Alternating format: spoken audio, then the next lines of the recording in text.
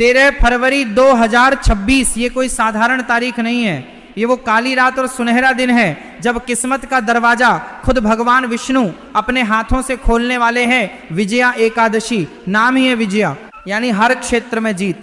लेकिन क्या आप जानते हैं कि इस दिन तुलसी के पौधे में चुपचाप अगर एक गुप्त चीज बांध दी जाए तो इंसान रातों रात रोड़पति से करोड़पति बन सकता है। हाँ, आपने सही सुना।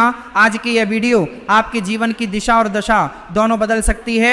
अक्सर हम पूजा करते हैं, पाठ करते हैं, लेकिन सही समय और सही विधि का ज्ञान ना होने के कारण हमें फल नहीं मिलता। शास्त्रों में लिखा है कि विजया एकादशी के दिन माता तुलसी साक्षात लक्ष्मी का स्वरूप होती हैं और भगवान विष्णु के सबसे करीब होती हैं। इस दिन की गई एक छोटी सी गलती आपको कंगाल बना सकती है और एक छोटा सा उपाय आपकी 7 पुश्तों को धनवान बना सकता है। इसलिए सावधान रहें और एक भी शब्द मिस ना करें, क्योंकि आज मैं आपको वो गुप्त रहस्य बताने वाला हूं जो बड़े बड़े ऋषि मुनि छुपा कर रखते थे और ये जानकारी आपको कहीं और नहीं मिलेगी।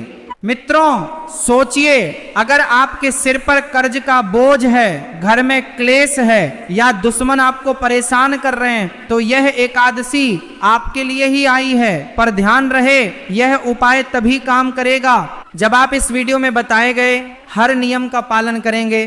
वीडियो के बीच में मैं आपको एक ऐसी गलती के बारे में बताऊंगा जो 99% लोग करते हैं और इसी वजह से वो गरीब के गरीब रह जाते हैं। उस गलती को जानने के लिए मेरे साथ अंत तक बने रहिए और एक एक शब्द को अपने दिमाग में बैठा लीजिए।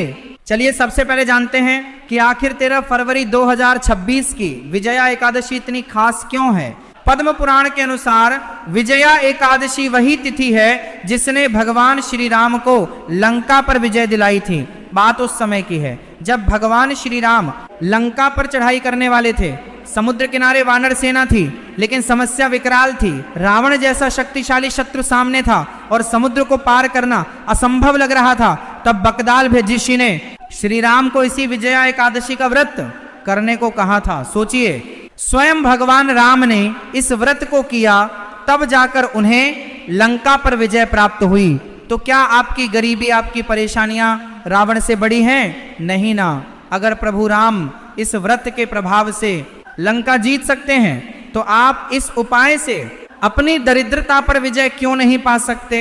बस जरूरत है तो सच्ची श्रद्धा और सही विधि की। अब ध्यान से सुनिए कि आपको सुबह शुरुआत कैसे करनी है।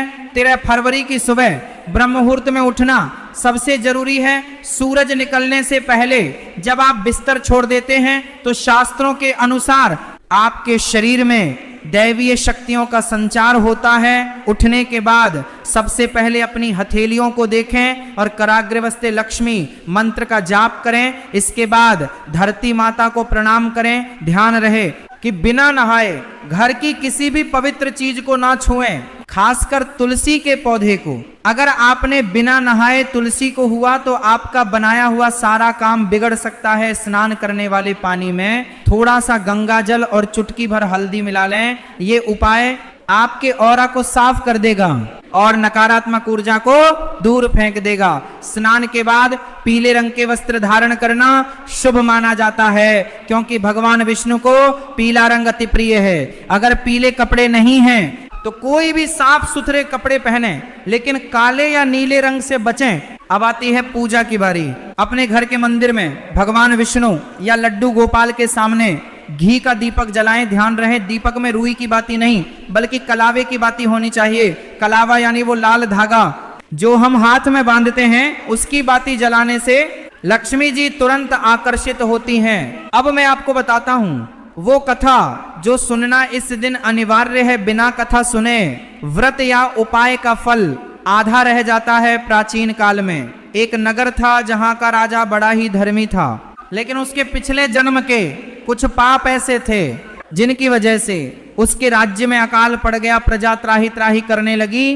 तब राजा ने वन में जाकर ऋषि मुनियों से उपाय पूछा। ऋषियों ने बताया कि राजन, तुमने पिछले जन्म में अन्न का अपमान किया था, इसी कारण यह दशा है।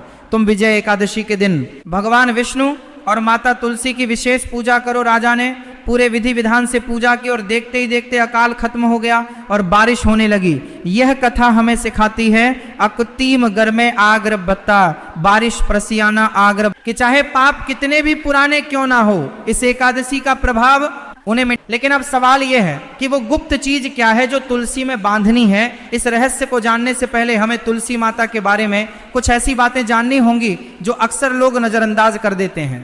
तुलसी केवल एक पौधा नहीं है, वो घर का सुरक्षा कवच है। लेकिन क्या आप जानते हैं कि विजया एकादशी के दिन तुलसी में जल नहीं चढ़ाना चाहिए? हाँ, आपने सही सुना, बहुत से लोग ये गलती करते हैं। शास्त्रों के अनुसार एकादशी के दिन माता तुलसी निर्जला व्रत रखती हैं भगवान विष्णु के लिए। अगर आप उनमें पानी डालेंगे तो उनका व्रत टूट जाएगा और वो आपसे नाराज हो सकती हैं। इसलिए इस दिन तुलसी की जड़ में पानी ना डालें, बल्कि उनकी आरती करें और दीपक जलाएं। अब आते हैं उस महा उपाय पर जिसके लिए आप ये वीडियो देख रहे हैं। शाम के समय यानी गोधूली बेला में, जब सूरज ढल रहा हो और हल्का अंधेरा हो रहा हो, तब आपको ये उपाय करना है। आपको चाहिए एक पीला धागा या मौली, ध्यान रहे धागा सूती होना चाहिए, प्लास्टिक या नायलॉन का नहीं, और साथ में चाहिए 3 गांठ हल्दी की।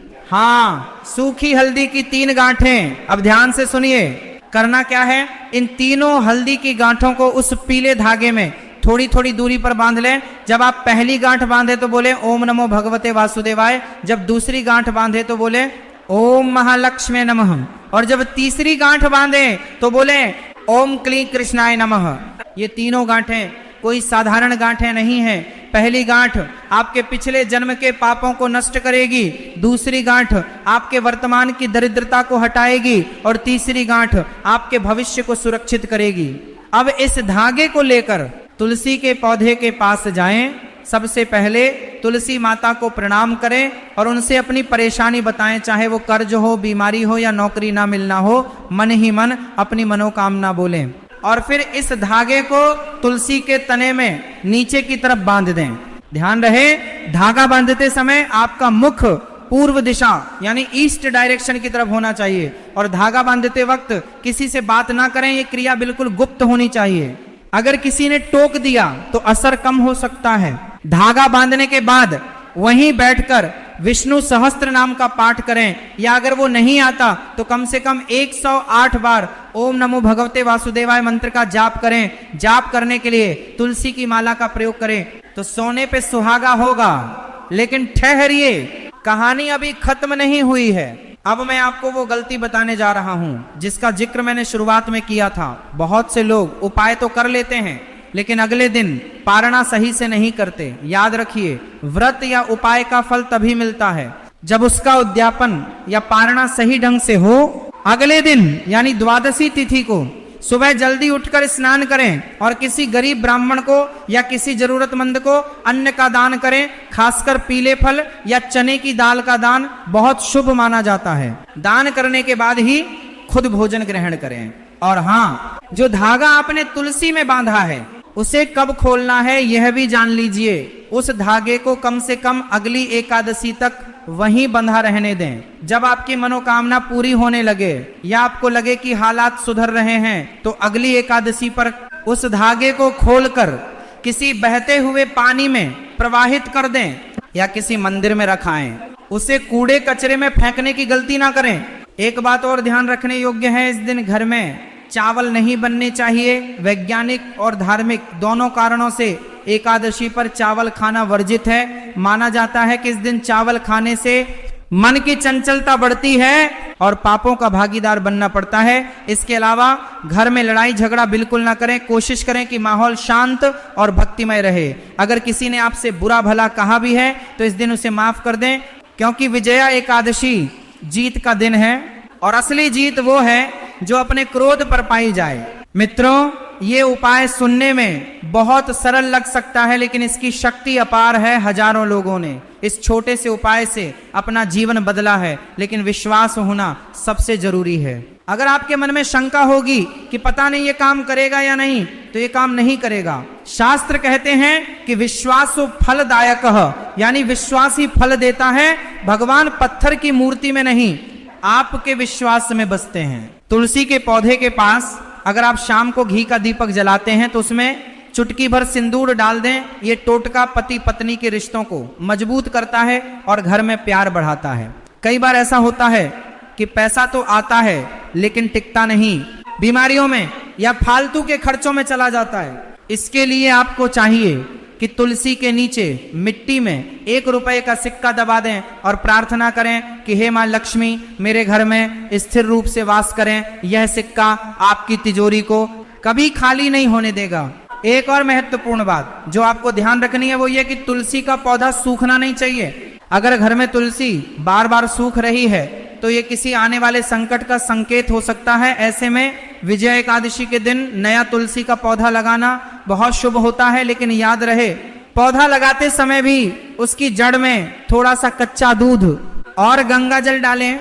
इससे पौधा हरा भरा रहता है और घर में खुशहाली बनी रहती है। कुछ लोग पूछते हैं कि क्या हम फ्लैट्स में रहते हैं जहां मिट्टी नहीं है, वहां गमले में ये उपाय कर सकते हैं? बिल्कुल कर सकते हैं। माता तुलसी का वास वहां होता है जहां सच्ची भक्ति होती है, चाहे वो महल हो या झोपड़ी या कोई ऊंची इमारत का फ्लैट। बस ध्यान रहे कि गमले की दिशा सही हो। तुलसी को हमेशा उत्तर या पूर्व दिशा में रखना चाहिए। दक्षिण दिशा में रखी हुई तुलसी शुभ फल नहीं देती। आजकल के आधुनिक युग में हम इन पुरानी परंपराओं को भूलते जा रहे हैं, लेकिन साइंस भी अब मानता है कि तुलसी में मरकरी होता है और यह आसपास के वातावरण को शुद्ध करती है। जब हम तुलसी के पास बैठकर मंत्र जाप करते हैं तो हमारे दिमाग की तरंगें शांत होती हैं और डिसीजन लेने की क्षमता बढ़ती है। इसलिए ये उपाय सिर्फ धार्मिक ही नहीं बल्कि मानसिक शांति के लिए भी बहुत जरूरी है। अब मैं आपको एक विशेष मंत्र बताने जा रहा हूं जो आपको धागा बांधते समय अगर याद ना रहे तो आप इसे लिख लीजिए। यह मंत्र है ओम श्री ह्रीं क्लीं ऐं वृंदावन्य स्वाहा। यह मंत्र तुलसी माता का बीज मंत्र है। इसका उच्चारण करने से साक्षात वृंदा देवी प्रसन्न होती हैं। अगर आपको संस्कृत मंत्र बोलने में कठिनाई होती है तो आप सरल भाषा में हे तुलसी माता मुझ पर कृपा करें भी बोल सकते हैं। भावना शब्दों से ज्यादा मायने रखती है। एक सवाल जो अक्सर आता है कि क्या महिलाएं मासिक धर्म के दौरान यह उपाय कर सकती हैं? तो जवाब है नहीं। शास्त्रों के अनुसार अशुद्ध अवस्था में तुलसी को छूना या पूजा करना वर्जित है। अगर ऐसा समय है तो आप अपने घर के किसी अन्य सदस्य से ये उपाय करवा सकती हैं या फिर अगली एकादशी का इंतजार करें। जल्दबाजी में नियम तोड़ने से बचें। विजया एकादशी के दिन अन्न का दान तो महत्वपूर्ण है ही, साथ ही अगर आप गौ माता को हरा चारा खिलाते हैं तो आपके ग्रह दोष शांत होते हैं। अगर आपकी कुंडली में बुध ग्रह कमजोर है तो गौ माता की सेवा इस दिन जरूर करें। और हाँ, एक बात और, इस दिन किसी की निंदा या चुगली ना करें। जब हम दूसरों की बुराई करते हैं तो हम अपने पुण्य उन्हें दे देते हैं और उनके पाप खुद ले लेते हैं। इसलिए अपनी जीभ पर नियंत्रण रखें और सिर्फ भगवान का नाम लें। रात को सोने से पहले भगवान विष्णु का ध्यान करते हुए सोएं। इसे जागरण कहना तो नहीं होगा, लेकिन मन ही मन प्रभु का स्मरण करते रहना भी एक प्रकार की भक्ति है। अगर संभव हो तो जमीन पर बिस्तर लगाकर सोएं। एकादशी की रात को सुख सुविधाओं का त्याग करना तपस्या माना जाता है और इसका फल कई गुना होकर मिलता है। तो मित्रों, ये थी पूरी विधि और वो गुप्त उपाय जो आपको 13 फरवरी 2026 विजय एकादशी के दिन करना है। याद रखिए, समय वापस नहीं आता, ये मौका बार बार नहीं मिलेगा। 2026 का साल आपके लिए खुशियों की सौगात लेकर आ सकता है। बस आपको एक कदम बढ़ाना है। अपनी किस्मत की चाबी आपके हाथ में है। उस हल्दी वाली गांठ और मौली को साधारण मत समझना, वो आपके जीवन की डोर को मजबूत करने वाली है। अगर आपको लगता है कि आपने जीवन में बहुत संघर्ष किया है और अब आराम मिलना चाहिए तो इस बार चूके नहीं, पूरी श्रद्धा के साथ इस उपाय को करें और परिणाम देखें। और हाँ, इस जानकारी को सिर्फ अपने तक सीमित ना रखें। कहा जाता है कि ज्ञान और अच्छी बातें बांटने से बढ़ती हैं। इसलिए इस वीडियो को अपने दोस्तों और रिश्तेदारों के साथ शेयर जरूर करें ताकि उनका भी भला हो सके। क्या पता आपके एक शेयर से किसी की डूबती हुई नैया पार लग जाए और उसका पुण्य आपको मिले। अंत में बस इतना ही कहूंगा कि ईश्वर उन्हीं की मदद करता है जो अपनी मदद खुद करते हैं। उपाय करना आपका काम है और फल देना उस ऊपर वाले का काम। कर्म करते रहिए, फल की चिंता मत कीजिए। विजया एकादशी आप सभी के जीवन में ढेर सारी खुशियां लेकर आए, यही मेरी प्रार्थना है। अगर आपके मन में कोई सवाल हो तो नीचे कमेंट करके जरूर पूछें, हम कोशिश करेंगे आपके हर सवाल का जवाब देने की। जाने से पहले कमेंट बॉक्स में पूरे भक्त भाव से जय श्री हरि विष्णु या जय मां तुलसी जरूर लिखें, इससे एक सकारात्मक ऊर्जा बनती है।